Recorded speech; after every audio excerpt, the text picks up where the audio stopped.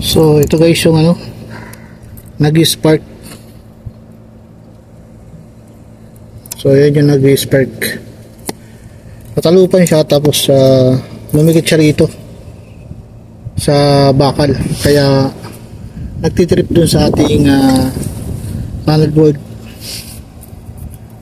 So yan, nabalatan siya.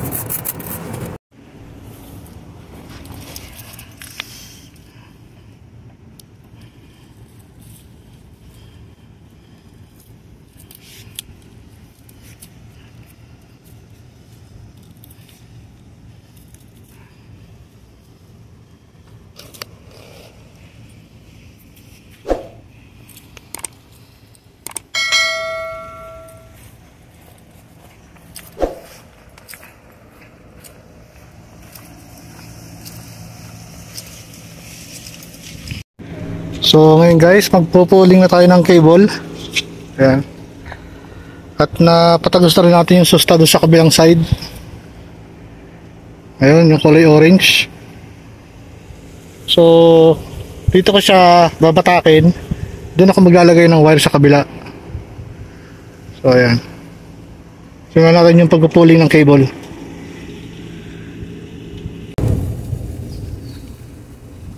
So guys, ganito yung pagpupuling ng cable. So yung ating susta, kung tawagin dito, yung guide wire kung tawagin sa atin, butas yan dito. So isuot natin yung wire. Yan, tapos lalagyan natin ng tape, i-bend natin, tapos lagyan natin ng tape. So ngayon solo tayo, kailangan diskartehan natin ng discarding malupit. Kailangan mahigpit yung pagkaka-tape natin para hindi mahugot, kasi sayang yung pagod natin pag nahugot ito sa loob. Ngayon ang gagawin ko ay ilaladlad ko na to para hilala ko ng hila doon sa dulo.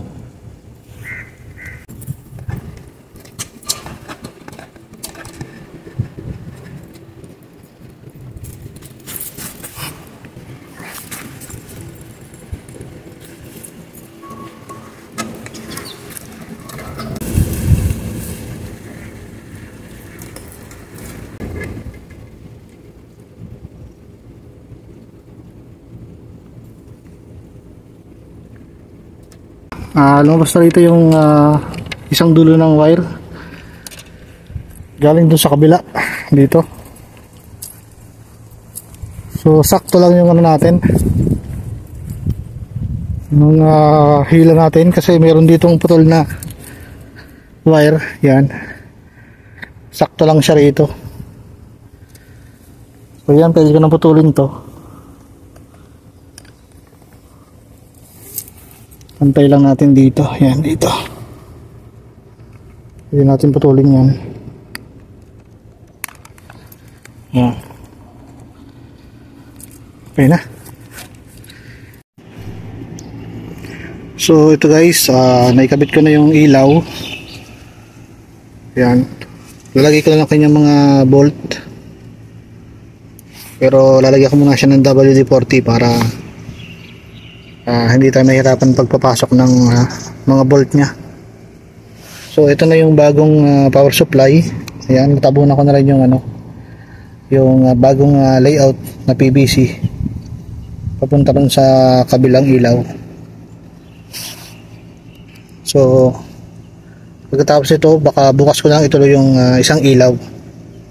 Bali ganito rin yung gagawin ko. I-grinder ko siya para malagyan ng panibagong flexible galing dun sa kanyang PVC pipe. So fix ko na rin to guys. Tingnan nyo naman guys yung itsura. Talagang mahirapan tayo magpasok niyan kasi natakloban na halos ng dumi yung kanyang thread. So silitan muna natin ng spray muna natin ng WD-40. Yan. Para pagpapasok ko dito mamaya, pag higpit ko, medyo maalwan siya. So ayan guys, balikan natin isa-isa yung kanyang mga bolt.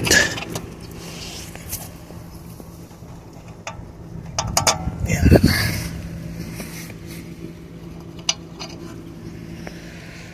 Isa, bali apat siya, apat na piraso.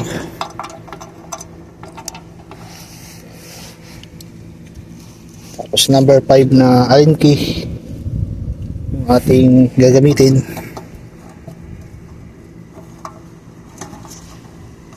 Yan, medyo madulas.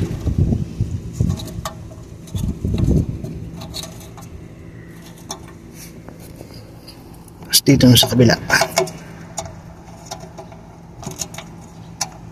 Kung hindi natin nilagyan ng WD-40 yan, mahirap. mahirap maghigpit. So dito naman sa kabila.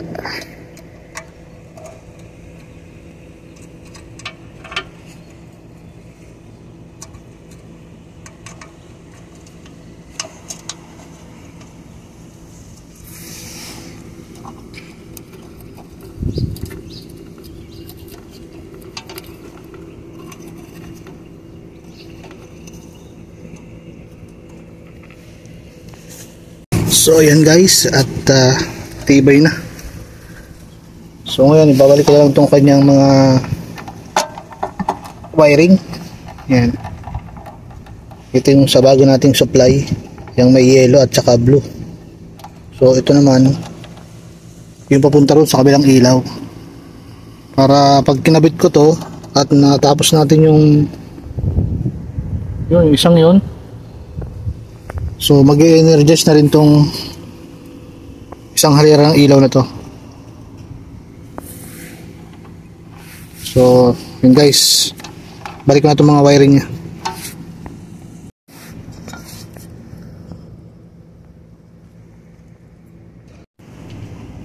So yan guys, ito naman yung ating gagawin para pag naikabit ko na to dito sa ilaw na to ay iilaw na yung dating nagso-short doon na isang linya ng ilaw. So ito naman yung aking tatanggalin.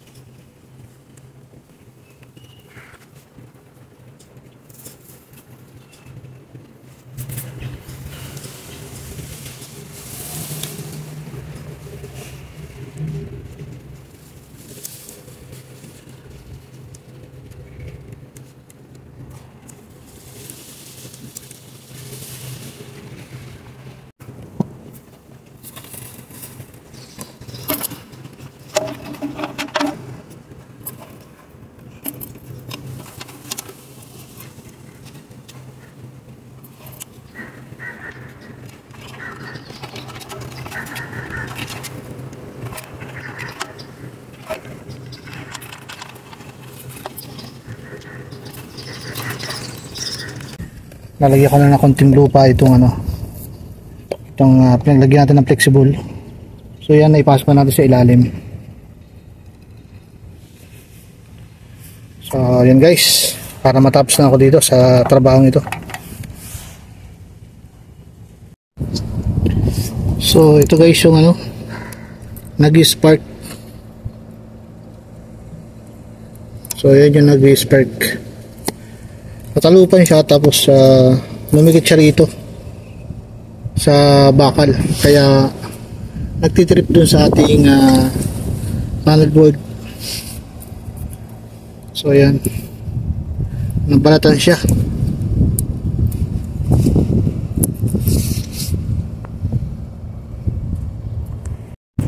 So ayan guys, kuha muna ako ng panduksong kasi masyadong maliit na yung natira dun sa flooring na wire. So kuha ko ng panduksong tapos kikrim ko para mas matibay, tapos saka ako babalutan ng electrical tape. Yan.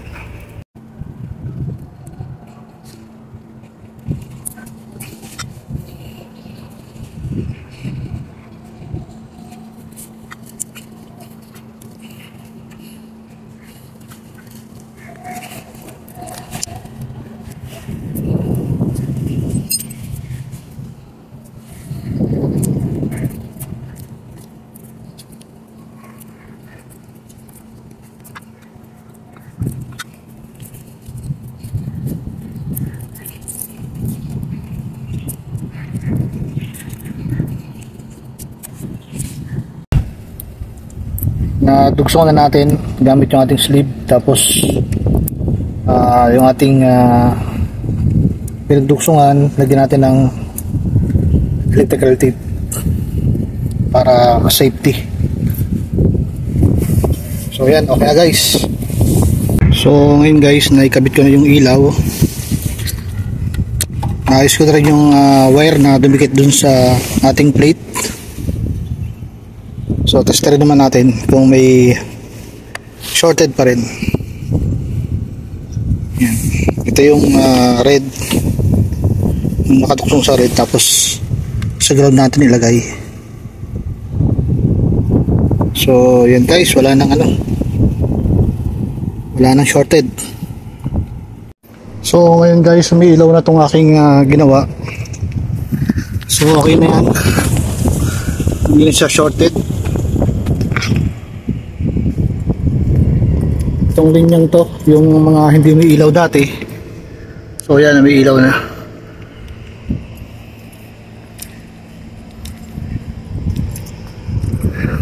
So yan guys, ito yung isang yun, may ilaw na rin. Tapos dito siya nagsimula.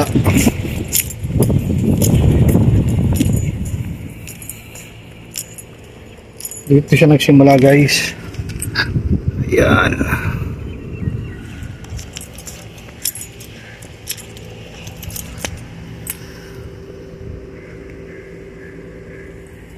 Tapos ito yung aking inukay nung nakaraan. So ngayon okay na.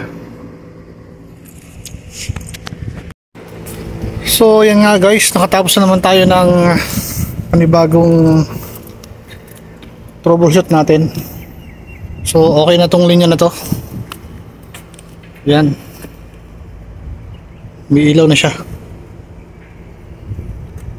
So yan lang guys, at i-off ko na dun sa central yung switch. A few moments later.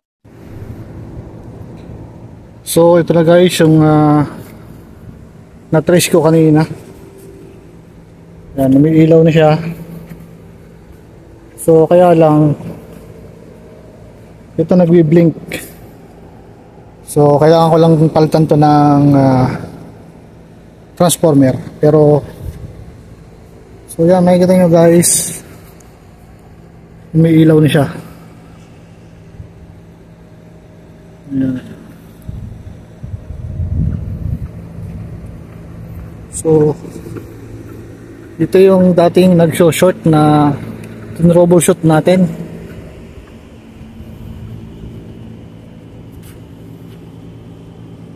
So yan guys,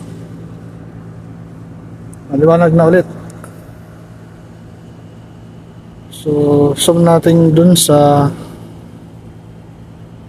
yan, yung mga poste na hindi umiilaw nung nakaraan, na katulad nitong yan, itong poste na to. So yan guys, okay na yung ating na troubleshoot. Nag-energize na ulit. Yan.